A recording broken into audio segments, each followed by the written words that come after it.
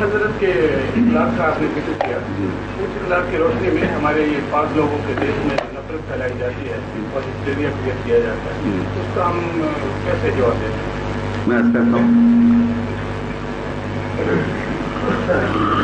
اس کا جواب تو دینے کے لیے بھی اسوہ محمد مصطفیٰ صلی اللہ علیہ وسلم تھوڑا سا چاہیے، کیونکہ پونجی کے بغیر قدم اٹھایا نہیں جا سکتا، اور وہ اسوہ یہ ہے کہ حق کی آواز بلند کرنی ہے جو کچھ سر پہ گزر جائے، اور وہ ہمارے اندر اسوہ موجود نہیں رہا۔ تو جب فقدان ہو سرمایہ کا تو آپ نے سرمایہ کاری کیسے کرنی ہے؟ یہ ہے اصل پرابلم جو پیدا ہو گئی ہے۔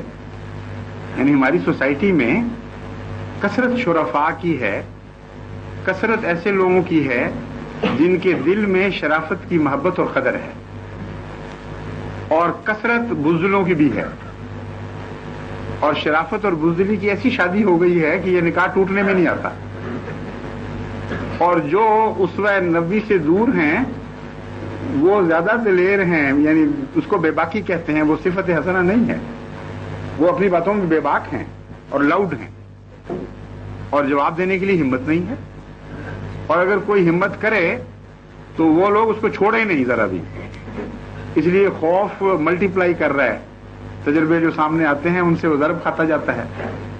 تو یہ تو ایک ایسا ڈائلیما ہے، اس کے لیے سوائے اس کے اب چارہ نہیں رہا کہ نیک نصیحت جس کا قرآن کریم نے ذکر فرمایا ہے وہ شروع کر دی جائے، اور مین ٹو مین اسوہ محمد مصطفیٰ صلی اللہ علیہ وسلم کا دائرہ پھیلانے کی کوشش کی جائے۔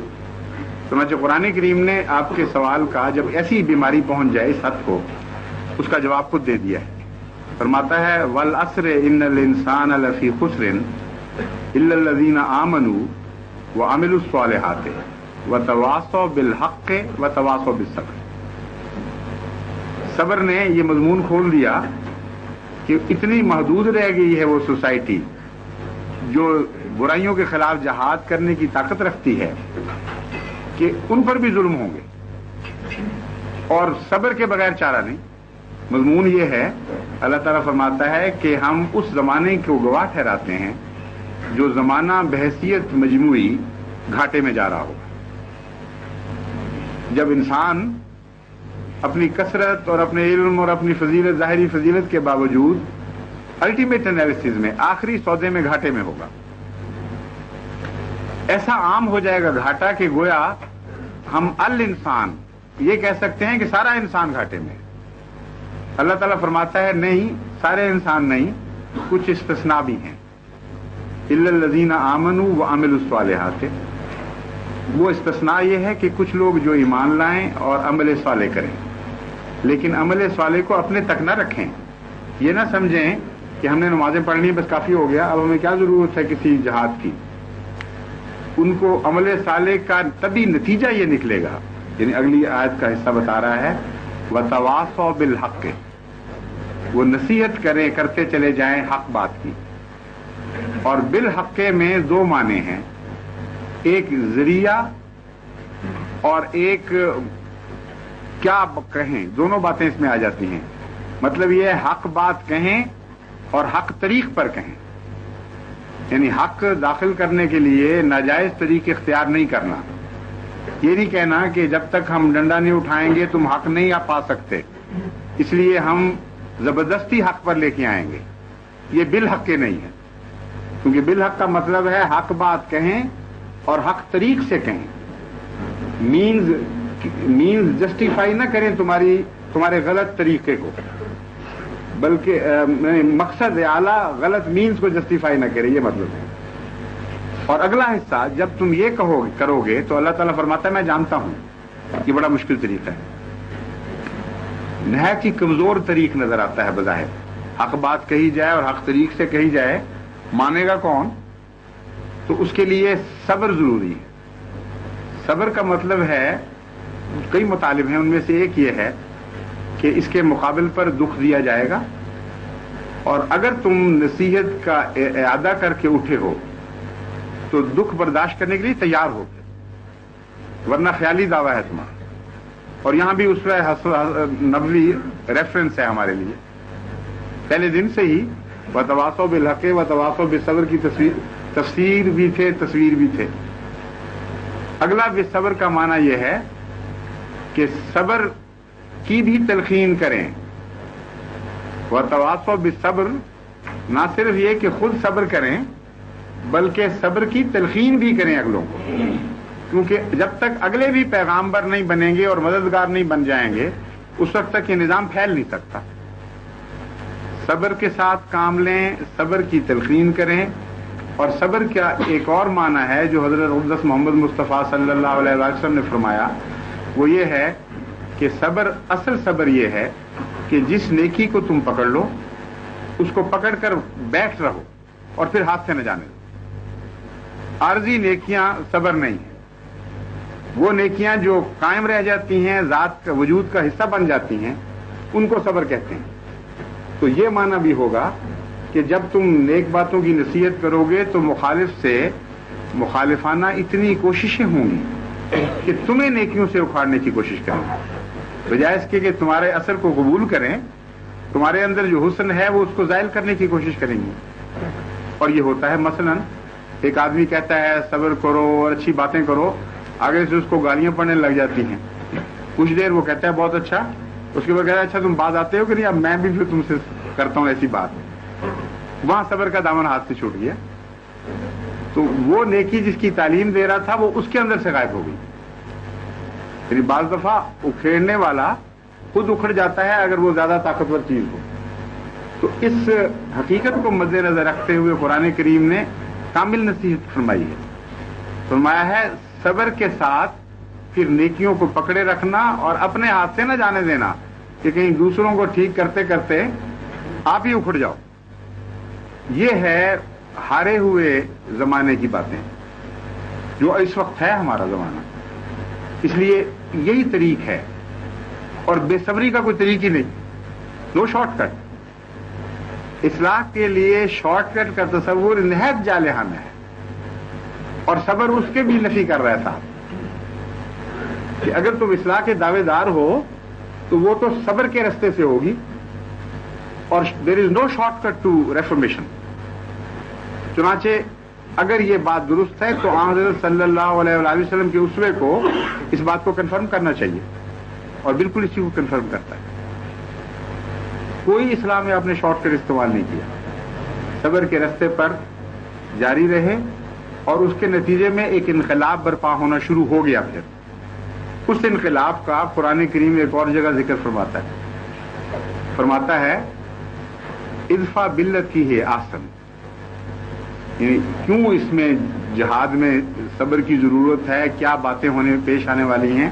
فرماتا ہے جب وہ مقابلہ کریں گے تمہارا، جب تم نیک نصیحتیں کرو گے، ادفع باللتی ہے احسن، تو یاد رکھنا مقابلے میں کبھی برا ہتھیار نہیں چننا۔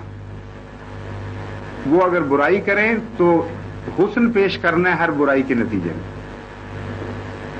یہ کہنے کے بعد فرماتا ہے فَإِذَا الَّذِي بَيْنَكَ وَبَيْنَهُ عَدَاوَةٌ كَأَنَّهُ وَلِيٌّ حَمِيمٌ، اگر اس رستے پر چلو گے تو تم عداوتوں کو محبت میں بدل رہے ہوگے، نہ کہ محبتوں کو عداوتوں میں بدل رہے ہوگے، اور روز بروز کوئی نہ کوئی دشمن تم سے محبت کرنے لگ جائے گا۔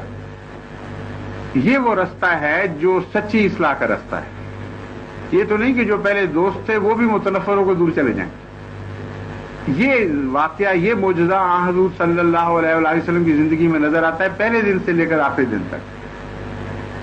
ایک صحابی اسی مضمون پر گواہی دیتے ہیں، کہتے ہیں کہ ایک دور کسی نے حضور صلی اللہ علیہ وآلہ وسلم کے وصال کے بعد ان سے پوچھا کہ ذرا بتائیں تو صحیح حضور اکرم کا حلیہ کیا تھا۔ یہ بہت لوگوں میں عشق تھا اس بات کا، مجلسوں میں بیٹھ کے پوچھا کرتے تھے، جنہوں نے خود دیکھا ہو آپ بتائیں آپ نے کیا دیکھا۔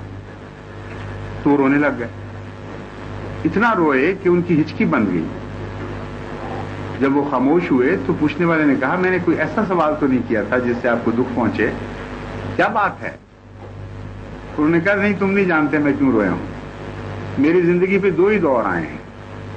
ایک ایسا تھا کہ اتنی شدید نفرت تھی مجھے حضرت محمد مصطفیٰ صلی اللہ علیہ وسلم سے کہ نفرت کی وجہ سے میں اس چہرے کو نہیں دیکھا کرتا، اور پھر ایسی کایا پلٹی کہ محبت کے وفور کی وجہ سے میری نظریں نہیں اٹھا کرتی، اور خدا کی قسم آج مجھ سے کوئی پوچھے کہ وہ چہرہ کیسا تھا تو میں نہیں بتا سکتا۔ صحابی ہیں، کئی سال صحبت میں گزارے ہیں، اور اس کو کہتے ہیں فیض الذی بینک و بینہ عداوۃ کانہ ولی حمیم۔ جب تم صبر کے ساتھ بدیوں کا مقابلہ حسن سے کرتے چلے جاؤ گے تو لازماً وہ انقلاب آئے گا جو انقلاب محمد مصطفیٰ ہے، کہ ہر نفرت کو تم محبت سے بدل دو گے۔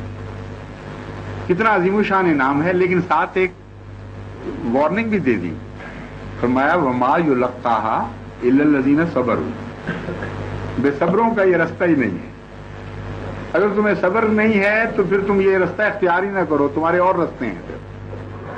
اگر اصلاح کوئی شارٹ کٹ سے ہو سکتی ہو، کوئی زبردستی ہو سکتی ہو، تو یہ صبر کا کیا مطلب؟ ہر جگہ صبر داخل ہو گیا۔ فرمایا ما یلقاھا الا الذین صبروا، یہ صرف ان لوگوں کو نصیب ہوگا جو صبر کی صفت رکھتے ہیں اپنے اندر۔ وما یلقاھا الا ذو حظ عظیم، اور یہ نعمت عظما اس وجود کو حاصل ہے جس کو حظ عظیم ملا ہے، یعنی حضرت محمد مصطفیٰ صلی اللہ علیہ وسلم۔ حظ عظیم کہتے ہیں سب سے بڑا حصہ، تو صفات باری تعالیٰ سے سب سے بڑا حصہ پانے والا حضرت محمد مصطفیٰ صلی اللہ علیہ وسلم۔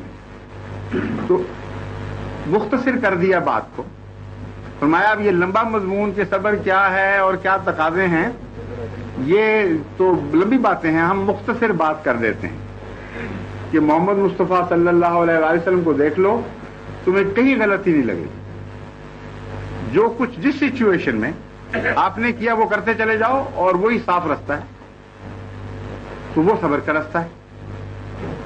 ایسا رستہ ہے کہ جہاں آپ کے ساتھ جھولیوں میں پتھر مارنے والے نظر نہیں آتے،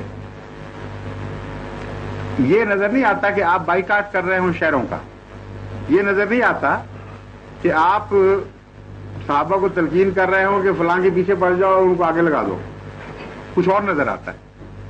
لوگ یہ کر رہے ہیں، مکے والوں نے یہ کیا تو دوسری بستیوں میں جانا شروع کر دی، دوسری بستیوں نے یہ کیا تو طائف چلے گئے، اور طائف میں یہ نظارہ ہمیں نظر آیا، الا ذو حظ عظیم کا نقشہ کھینچتا ہے نا، سنت کا نقشہ ذو حظ عظیم کا نقشہ ہے۔ وہ نقشہ یہ ہے کہ آپ طائف گئے اور وہاں کے سرداروں نے کہا کہ تمہیں ضرورت ہمارے شہر میں آ کر ہمیں تبلیغ کرتے ہو، تمہاری سزا یہ ہے کہ تمہیں اس طرح رخصت کیا جائے کہ تم پر پتھراؤ کر رہے ہوں لڑکے، اور غنڈے تمہیں ساتھ گالیاں بھی دیتے جا رہے ہیں۔ انہوں نے آرگنائز کیا، اور آن حضرت صلی اللہ علیہ وسلم کا وداع اس شہر سے اس طرح ہوا کہ مسلسل پتھر برسائے جا رہے ہیں اور گندی گالیاں دی جا رہی ہیں۔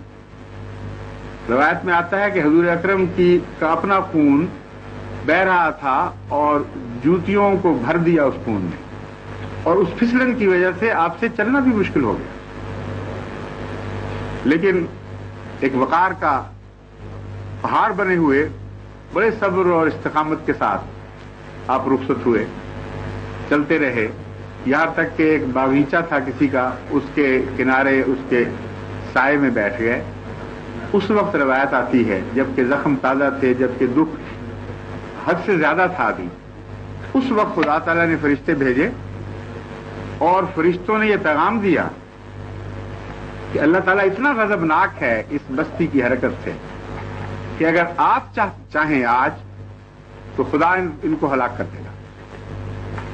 بعض روایتوں میں آتا ہے کہ ان دو پہاڑوں پر تسلط تھا ان فرشتوں کو، یعنی خدا کی مخفی طاقتوں کو کنٹرول کرنے والا جو نظام ہے اس کو ملائکۃ اللہ کہتے ہیں۔ تو انہوں نے کہا ہم ان پہاڑوں کو ملا دیں گے اور اس بستی کا نشان مٹ جائے گا۔ حضرت صلی اللہ علیہ وسلم نے جو جواب دیا ہے وہ حیرت انگیز، اس کو صبر کہتے ہیں۔ جب دکھ تازہ ہو تو پھر صبر کرو، اور جب بدی اسی وقت ظاہر ہوئی ہو پھر حسن دکھاؤ، اس کو کہتے ہیں حسن دکھانا، اور بدی کو حسن سے بدلنا۔ آپ نے عرض کی، ایک لمبی عرض ہے بڑی دردناک، اور کہا اللہ میں ہلاک کرنے کے لیے تو نہیں آیا، ہدایت دے دے، میری تو یہ التجا ہے، اور وہ بستی ہدایت پا گئی۔